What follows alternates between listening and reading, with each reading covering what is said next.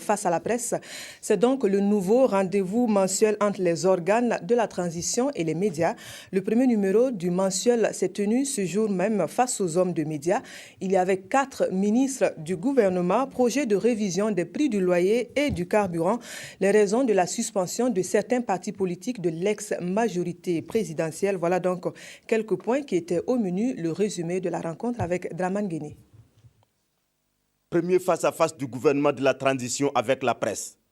Les autorités définissent leurs priorités. Il s'agit de restaurer l'autorité de l'État, organiser des états généraux de la justice et réouvrir des dossiers pendants, lutter contre la corruption et la malgouvernance par la récupération des biens mal acquis, organiser des élections générales en fin 2015, élaborer un calendrier électoral après concertation avec les partis politiques et la Commission électorale nationale indépendante, la CENI, poser les bases d'une nouvelle gouvernance pour le Burkina Faso, renforcer la solidarité nationale et le civisme dans une claire perception de notre commune destinée et de notre vouloir vivre ensemble.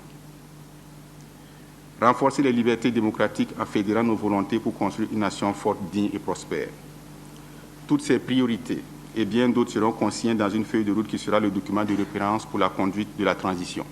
La suspension du CDP, de l'ADF-RDA et de la FEDAP-BC était aussi à l'ordre du jour. Les causes, les voici. Globalement, il s'agit moins pour les deux parties d'activités antérieures aux événements du 30 et 31 octobre 2014. Mais il s'agit plus d'activités qui problématisaient même des questions de sécurité.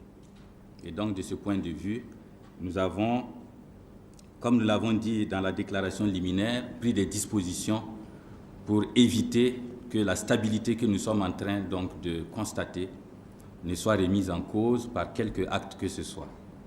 Maintenant, vous l'avez dit, il y a un certain nombre de partis qui également étaient concernés par les velléités donc de modification de l'article 37.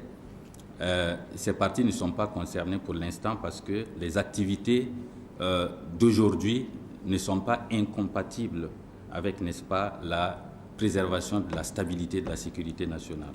Du côté du ministère de l'Habitat et de l'Urbanisme, on se prépare à organiser les états généraux des lotissements et revoir le prix des loyers. Nous n'intervenons pas pour les questions de lotissement, pour les questions de logement, c'est le ministre de la Justice, mais dans notre lettre de mission, nous avons reçu également comme un point de mettre en œuvre les états généraux, ce que les états généraux ont décidé.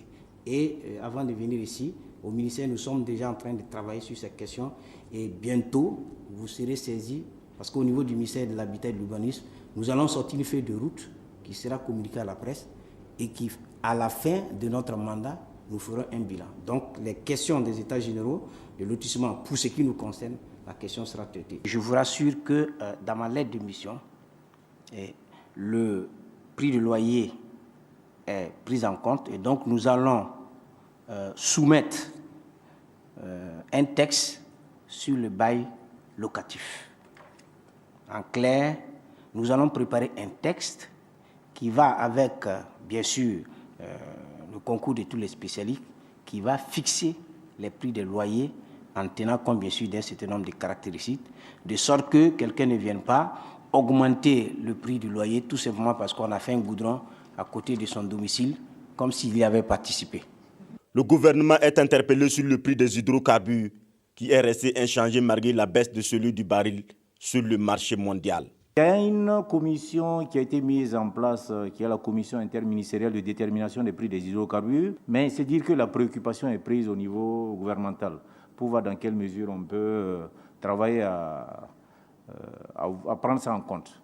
Face à la presse, ce rendez-vous mensuel va permettre au gouvernement et aux institutions de la transition de s'adresser au peuple sur des questions d'actualité.